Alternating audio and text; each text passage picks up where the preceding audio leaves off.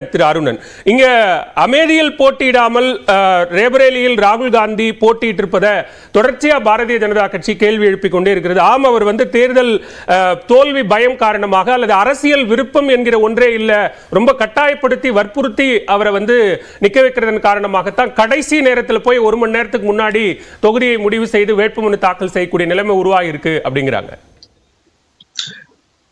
ரேபரேலிக்கு கூட தான் பாஜக முதல் நாள் வரைக்கும் முடிவு பண்ணாம இருந்துச்சு. அதுக்கு முதல் நாள் தான் கடைசி நாள், நாமினேஷனுக்கான கடைசி நாளைக்கு முதல் நாள் தான் வேட்பாளர் அறிவிக்கப்பட்டார். எங்க இதெல்லாம் ஒரு பிரச்சனையாங்க. ஒவ்வொரு கட்சியும் அந்த கால அவகாசத்தை மனசுல வச்சுக்கிட்டு முன்போ பின்போ வேட்பாளர் அறிவிப்பாங்க. அது நாமினேஷன் என்பது தாக்கலாம். இல்ல இந்த மாதிரி பிரச்சனைகளை ஒரு கட்சியுடைய பேச்சாளர்கள்லாம் பேசுவாங்க.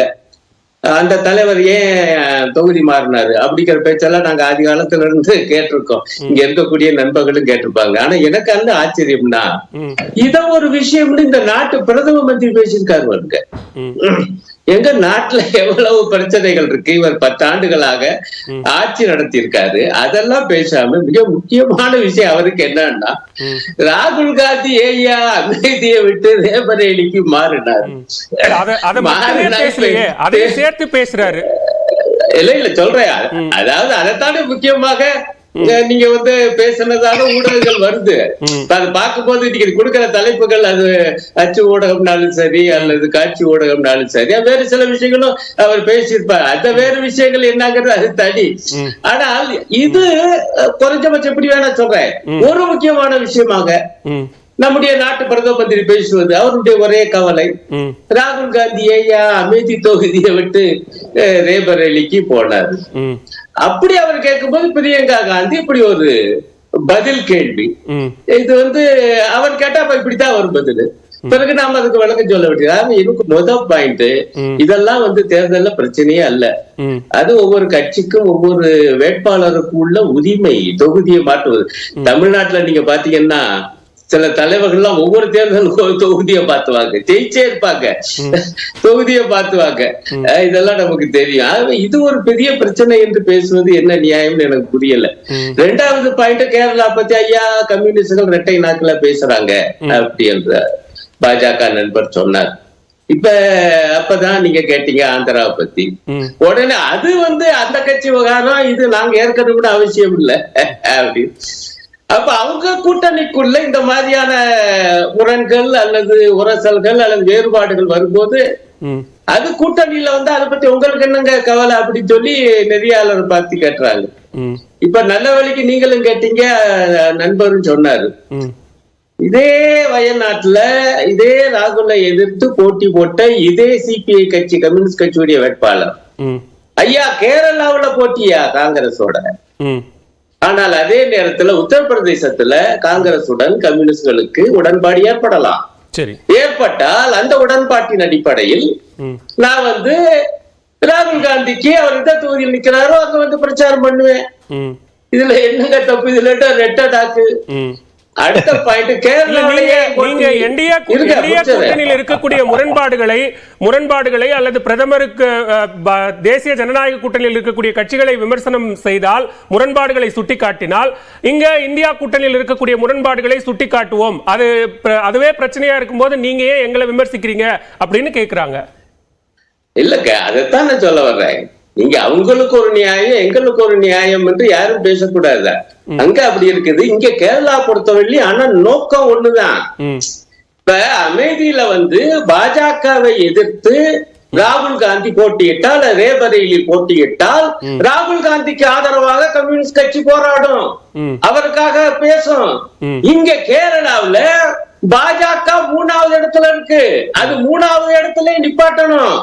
அப்படி நிப்பாட்ட வேண்டும் என்றால் காங்கிரஸ் தலைமையிலான அணிக்கும் கம்யூனிஸ்ட் தலைமையிலான அணிக்கும் தான் போட்டி நடக்கணும். இத நான் சொல்லல, எங்களுடைய முதலமைச்சர் பினராயி விஜயன் தெளிவா சொல்லிட்டாரு. டபுள் ஸ்டாண்ட், அவங்களுடைய குற்றச்சாட்டே அதானே. அந்த டபுள் ஸ்டாண்டை ஏன் எடுக்கிறீங்கன்னு கேக்குறாங்க. டபுள் ஸ்டாண்டே இல்லங்கிறீங்க. அதான் சொல்ல வரேன், ரெண்டும் ஒரே ஸ்டாண்டு தான். பாஜக எதிர்ப்பு, நீங்க கேரளாவுல பாஜகவை வரவிட மாட்டோம். அதே நேரத்துல உத்தரப்பிரதேசத்திலும் பாஜகவை எதிர்த்து போராடுவோம். இந்த மாநில நிலைமை எப்படி? இங்க ஏற்கனவே 2 அணிகள் கடந்த தேர்தல் என்னங்க ஆச்சு? இந்த அணிகளுக்கு இடையில் தானே மோதிச்சு. இந்த மோதல்ல பாஜக என்னாச்சு? ஒரு சீட்டு கூட கேரளாவுல கிடைக்கல. இல்ல மொத்தத்துல பாஜகவை தோக்கடிக்கணும். அதுல எங்க டபுள் ஸ்டாண்ட், அதுல எங்க ரெட்ட நாக்கு? ஒரு நியாயம் வேணாமா ஒரு கருத்து? இதெல்லாம் எல்லாருக்கும் தெரிஞ்சிருந்தாலும் வேற வழி இல்லாம அவங்க பேசுறாங்க. அவங்க பேசிட்டு போட்டோம். என்னுடைய அடிப்படையான விஷயம், பிரதம மந்திரி இந்த மாதிரியான விஷயங்களுக்குள்ள போகாம நாட்டுடைய பொருளாதார நிலைமை என்னவாச்சு, அவர் கொடுத்த உறுதிமொழி இருக்கு, வேலைவாய்ப்பு பற்றியும் விலைவாசி உயர்வு பற்றியும் பேசுறவர். சரி, ஓகே, பேசலாம். திருஷிராம், முதல்வர் பதவி முதல் பிரதமர் பதவி வரைக்கும் தந்த குஜராத்ல போட்டியிட தயங்குறாரு நரேந்திர மோடி அப்படிங்கிற விமர்சனத்தை பிரியங்கா காந்தி வைக்கிறாங்க. அதிகாரம், பெயர், பதவி எல்லாத்தையும் கொடுத்தது குஜராத் மக்கள் தான்.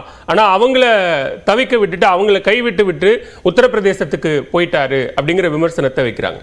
இல்ல, இதுல நிச்சயமாக ஒரு டிஃபரன்ஸ் இருக்குங்க. அதாவது 67 இந்த ஒரு கான்ஸ்டிடுவன்சி கிட்டத்தட்ட 50 வருஷமாக ஒரே கட்சிக்கு மீண்டும் மீண்டும் ஓட்டு போட்டிருக்கு. Point number 1. 31 வருஷம் ஒரே ஒரு குடும்பம் அந்த கான்ஸ்டிடுவன்சியில எம்பிக்களாக இருந்திருக்காங்க. Point number 2. தொகுதி சொல்றீங்க? அமேத்தியில. இந்த அமேத்தி தொகுதியில 67 ஒரு கட்சி இருந்து அந்த தொகுதி இன்னுமே ஸ்மிருதி இரானி வந்ததுக்கு அப்புறம் தான் அந்த ஒரு தொகுதிக்கு ஒரு விடுவிமோச்சனம் வரும்னு சொன்னா அதுதான் அந்த கட்சியோடைய நிலைமை. பாருங்க, ஒரு பிரசிடென்ட், அந்த கட்சியின் பிரதமராக இருக்கக்கூடிய ஒரு கேண்டிடேட் தொகுதியில் கூட 50 வருஷமாக 1.5 லட்சம் வீடு வரல, 3.5 லட்சம் தண்ணி குடிக்க தண்ணி 3.5 லட்சம் மக்களுக்கு தண்ணி வரல, 4 லட்சம் விவசாயிகளுக்கு 4000 ரூபாய் அவங்களுக்கு கிரெடிட் ஆல, அதே மாதிரி 4 லட்சம் வீடுகள் கட்டல, ஒரு ஹாஸ்பிட்டல் இல்ல, இது எல்லாமே பிளட் பேங்க் இது எல்லாமே கம்ப்ளீட் பண்ணிடுறேன். இல்ல இல்ல, ஒரு பிளட் பேங்க் கொஞ்சம் இருங்க, நீங்க பட்டியலிடக்கூடிய எல்லாமே பரப்புரை. நான் சொல்லிட்டேன். இல்ல, அது நான் சொன்னதுக்கு அப்புறம் நீங்க சொல்லுங்க. நீங்க பட்டியலிடக்கூடிய எல்லாமே பரப்புரை தான். கேள்வி இல்ல இந்த டிஃபரன்ஸ் இதுக்கு தான் நான் வரேன். கொஞ்சம் வெயிட் பண்ணுங்க. நீங்க என்ன சொல்றீங்க? அமேதியில ராகுல் ஏன் போட்டியிடல அப்படினு கேக்குறீங்க. பயந்துன்னு போட்டியிடல. இல்ல பயந்துன்னு போட்டியிடலன்னு சொல்றதுக்கு தான் நான் வரேன். இருக்கக்கூடிய மக்களுக்கு வாழ்க்கை விடியல் கிடைச்சுங்கறீங்க. ஏன்னா 50 வருஷம் விடியல் கிடைச்சிரும்ங்கறீங்க. 50 வருஷமா ஒரு கட்சியும் ஒரு குடும்பமும் அந்த தொகுதிக்கு ஒண்ணும் பண்ணாம இந்த 5 வருஷத்துல அதுல 2 வருஷம் கோவிட் போய் 3 வருஷத்துல ஒரு எம்பி இவ்வளவு விஷயம் பண்ணக்கூடிய ஒரு எம்பி ஒரு காங்கிரஸ் தலைவர்கள் ஃபர்ஸ்ட் ஃபேமிலியால ஏன் அந்த தொகுதிக்கு பண்ணல? நீங்க சொல்ற ஒரு வாதத்தை வச்சுக்கோங்க. குஜராத்ல என்ன காங்கிரஸ் அப்படியே 10 எம்பி சீட் வின் பண்ணுவாங்களா? பிரதமர் பயந்த அங்க எப்பவுமே ஸ்வீப் தானுங்க. எந்த தொகுதியிலும் பிரதமர் வின் பண்ண போறாரு. அதுல என்ன பிரச்சனை உங்களுக்கு?